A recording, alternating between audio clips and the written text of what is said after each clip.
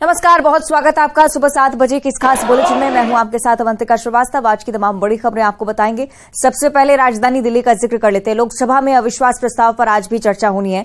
PM Modi आज विपक्ष को जवाब देंगे। 8 अगस्त से विपक्ष के प्रस्ताव पर चर्चा लगातार हो रही है, लेकिन आज ही के दिन का इंतजार था जब प्रधानमंत्री नरेंद्र मोदी लोकसभा में विपक्ष के अविश्वास प्रस्ताव को लेकर जवाब पेश करने वाले हैं। तो दिल्ली से बड़ी जानकारी, पीएम मोदी विपक्ष को जवाब देंगे। साथ ही साथ अविश्वास प्रस्ताव जिसे लेकर कल भी राहुल गांधी ने बात की, मणिपुर पर अपनी बात रखी और साथ ही साथ कई विषयों को लेकर हंगामे की स्थिति लोकसभा में हमने देखी। लेकिन आज बहुत ही महत्वपूर्ण दिन, पीएम मोदी विपक्ष को जवाब देने वाले हैं।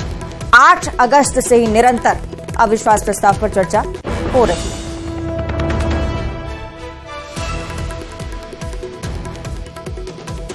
दिल्ली से बड़ी जानकारी, आज प्रधानमंत्री नरेंद्र मोदी अविश्वास प्रस्ताव पर जवाब देते हुए क्या कुछ कहते हैं, इस पर देश की भी नजर। लगातार इंतजार इस दिन का किया जा रहा था। कल राहुल गांधी ने संबोधित किया, पलटवार स्मृति ईरानी की तरफ से भी आया, लेकिन अविश्वास प्रस्ताव पर प्रधानमंत्री का वक्तव्य क्या कहता है, इस पर आज देश की।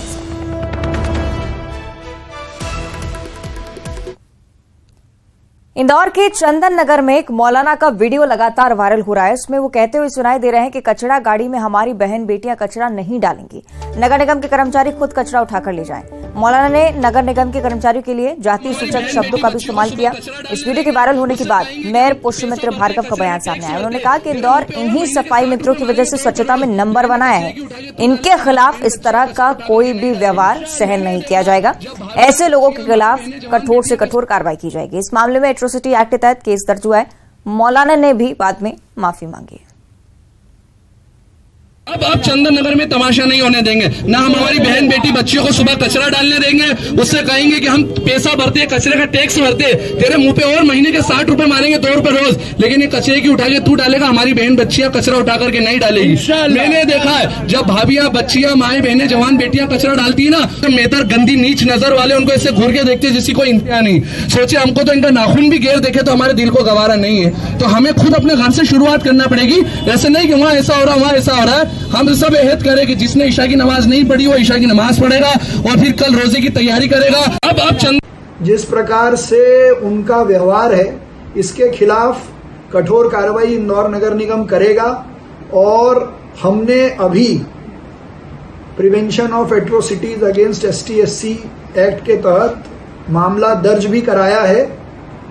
और जिस प्रकार का वक्तव्य समाज को भड़काने का सफाई मित्रों और कर्मचारियों के खिलाफ सामने आया है, बहुत ही निंदनीय है। देखिए, सोशल मीडिया पे एक वीडियो वायरल हो रहा है। इसमें एक व्यक्ति जो सफाई मित्र है उनके बारे में कुछ अशोभनीय टिप्पणी करते हुए दिख रहा है। उसके संबंध में थाने पर अभी सफाई मित्र प्रथम सूचना रिपोर्ट के लिए आए थे, जिसके प्रकरण पंजीबद्ध कर लिया गया है, विवेचना की जाएगी। और अगली खबर दमोह से है, जहां एक व्यक्ति ने प्रदेश के लोक निर्माण मंत्री गोपाल भार्गव से ठगी की है। दरअसल वीर सिंह निवासी एक शख्स ने फोन कर अपनी पत्नी की मौत की सूचना दी। कहा कि अंतिम संस्कार के लिए पैसे नहीं है। इसके बाद मंत्री के स्टाफ ने उस व्यक्ति को ऑनलाइन 10,000 रुपए ट्रांसफर किए, फेसबुक पर पोस्ट कर दी। लेकिन जब लोगों ने इस बात को झूठ बताया तो पुलिस में शिकायत भी की गई। पुलिस ने जांच कर उस व्यक्ति को गिरफ्तार कर लिया।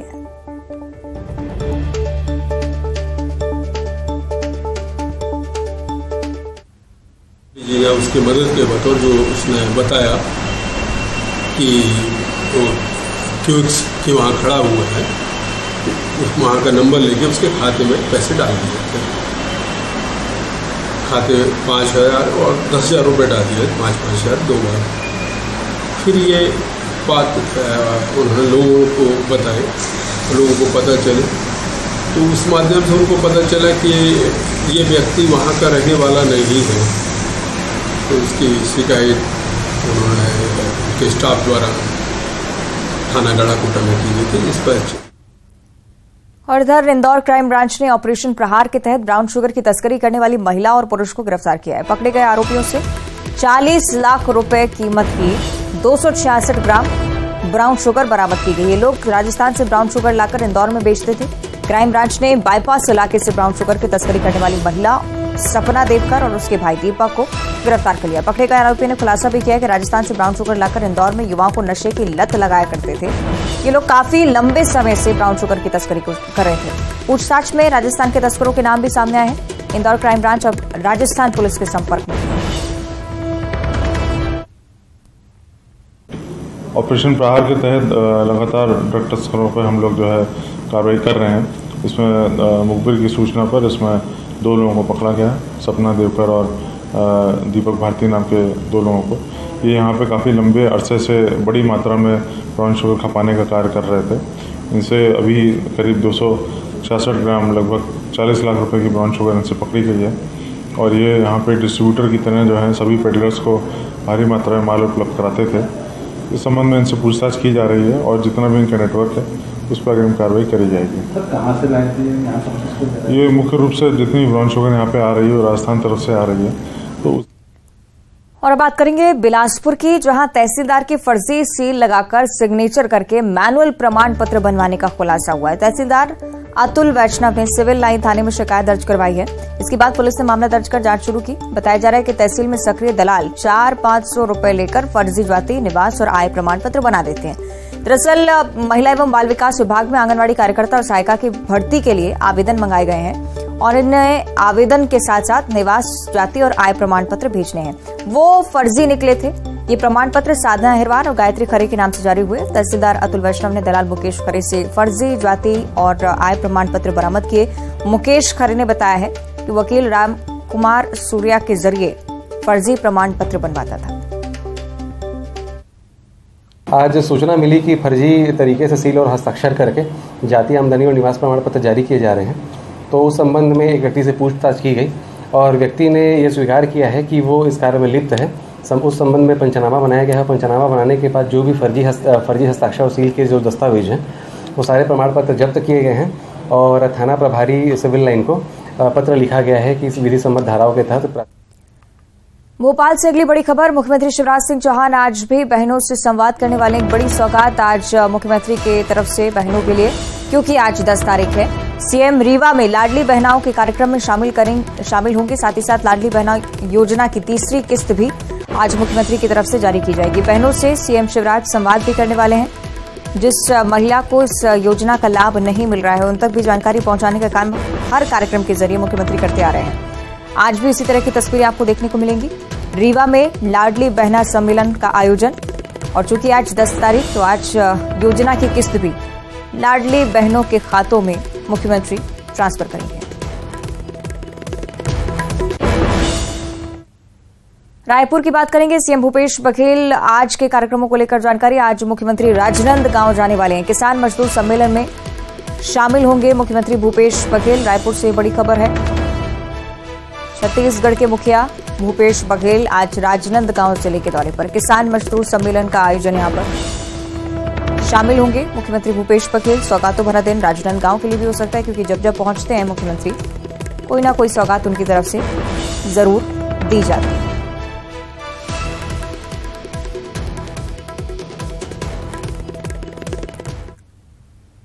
बीजेपी महासचिव कैलाश विजयवर्गीय ने एक ट्वीट किया है। ट्वीट में उन्होंने पहेली बुझाई है। उन्होंने लिखा है, बूझो तो जाने 13 बार लॉन्चिंग के बाद भी फेल, बताओ कौन। ये ट्वीट उनकी तरफ से, और उसके बाद अब सियासी गलियारों में हलचल की स्थिति। तस्वीरें हम आपको दिखा रहे हैं ट्वीट की। बूझो तो जाने 13 बार लॉन्चिंग के बाद भी फेल, बताओ कौन।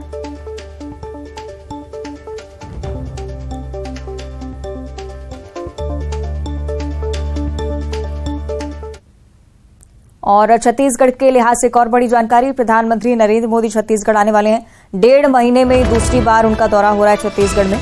रायगढ़ में पीएम मोदी विशाल सभा को संबोधित करेंगे। पीएम मोदी की सभा को लेकर बीजेपी अपने स्तर पर तमाम तैयारियां करती हुई पीएम मोदी प्रदेशवासियों को विकास कार्यों की सौगात भी देंगे। रायगढ़ की 5 विधानसभा सीटों पर बीजेपी की नजर है और उन्हीं को साधने के लिए लगातार प्रधानमंत्री के कार्यक्रम भी। छत्तीसगढ़ 1.5 महीने पहले प्रधानमंत्री आए थे। 1.5 महीने में दूसरा दौरा होना प्रधानमंत्री का ये जरूर स्पष्ट करता है कि बीजेपी चुनावी रणनीति को लेकर कितनी गंभीरता से काम कर रही है और किन किन इलाकों में बीजेपी का फोकस है, ये भी धीरे धीरे स्पष्ट होता हुआ। रायगढ़ में इस बार प्रधानमंत्री का कार्यक्रम। रायपुर के लिहाज से अगली बड़ी खबर, जहां विधानसभा चुनाव से पहले कांग्रेस के राष्ट्रीय नेताओं का दौरा भी बढ़ गया है। कांग्रेस अध्यक्ष मल्लिकार्जुन खड़गे 13 अगस्त को छत्तीसगढ़ आने वाले हैं। जांजगीर चांपा में भरोसे का सम्मेलन कार्यक्रम का आयोजन यहां पर शिरकत करेंगे मल्लिकार्जुन खड़गे। एससी वोटर्स को साधने की तैयारी में कांग्रेस नजर आती हुई। एक तरफ बीजेपी में कार्यक्रमों का सिलसिला और साथ ही साथ कांग्रेस के कार्यक्रम भी आप समझिए। मल्लिकार्जुन खड़गे का दौरा 13 अगस्त को तय माना जा रहा है।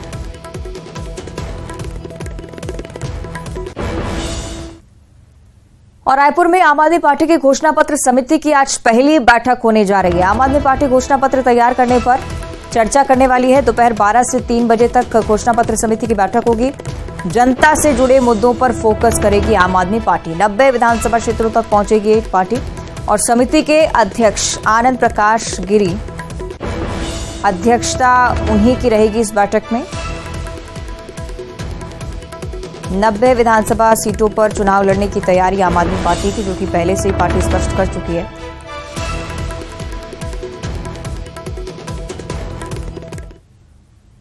इधर रायपुर नगर निगम की सामान्य सभा कल होनी जा रही है। 31 एजेंडों पर सभा में चर्चा होगी। 20 करोड़ के बॉन्ड, टैक्स, ई बस पर चर्चा की जानी है। विपक्ष के सवालों का सत्ता पक्ष जवाब भी देगा। कुल मिलाकर रायपुर में सियासी घमासान की जो स्थिति बीते दिनों आपने देखी, बीजेपी के पार्षदों की तरफ से लगातार यह आरोप था कि मेयर ने कुछ नहीं किया। इन्हीं आरोपों का जवाब सत्ता पक्ष की तरफ से सभा में दिया जाएगा। उमरिया से एक दुखद जानकारी, बाघ की मौत का मामला सामने आया है। मादा बाघ शावक की मौत हो चुकी है। पनपथा बफर के सरिया बीट की पूरी घटना, पेट्रोलिंग टीम को शावक का शव मिला था। पोस्टमार्टम के बाद अंतिम संस्कार किया गया है। बाघों के आपसी संघर्ष में मौत होने की आशंका फिलहाल जाहिर की गई। उमरिया को लेकर ये जानकारी, मादा बाघ जिसकी जान जा चुकी आपसी संघर्ष के चलते फौरन टीम यहां पर पहुंची, जांच की गई और आशंका ऐसी ओर है कि आपसी संघर्ष के चलते बाघिन की मौत हुई।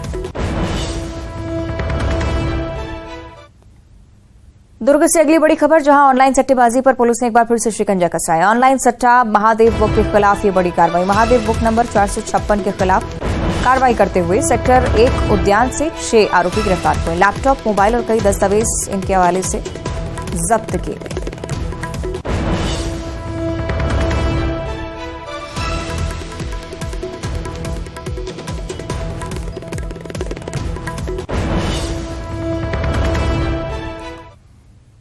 और अब रायपुर से अगली बड़ी खबर, जहां विद्या मितान शिक्षकों के प्रदर्शन का आज चौथा दिन है। नियमितीकरण की मांग को लेकर लगातार आंदोलन चल रहा है और आज भी आंदोलन जारी रहने के पूरे आसार। तूता धरना स्थल पर प्रदर्शन लगातार किया जा रहा है। कल भी बड़ा रूप लिया इस प्रदर्शन ने।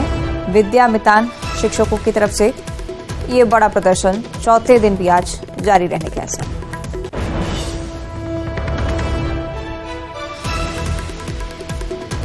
तो पहले भी आपने देखा उग्र रूप से प्रदर्शन करते हुए विद्या मितान, आज भी इस प्रदर्शन को जारी रखने वाले हैं क्योंकि सरकार की तरफ से भी अभी तक बातचीत नहीं की गई है। ये कल की तस्वीरें आप देखिए किस तरह से प्रदर्शन किया गया था और उनकी तरफ से कहा गया है कि जब तक मांगे नहीं मानी जाएंगी, जब तक बातचीत का रास्ता सरकार की तरफ से स्पष्ट नहीं हो जाता, तब तक प्रदर्शन जारी रहेगा।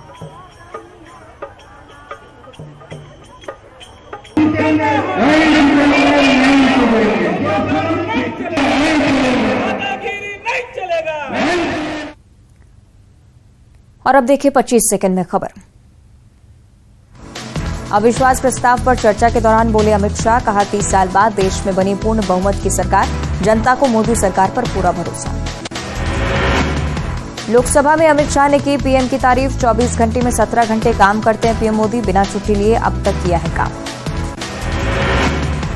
अविश्वास प्रस्ताव पर बहस में राहुल गांधी ने अविश्वास प्रस्ताव पर रखी अपनी बात, कहा मणिपुर में हिंदुस्तान की हत्या की गई, मणिपुर को 2 हिस्सों में बांटने के आरोप लगाए।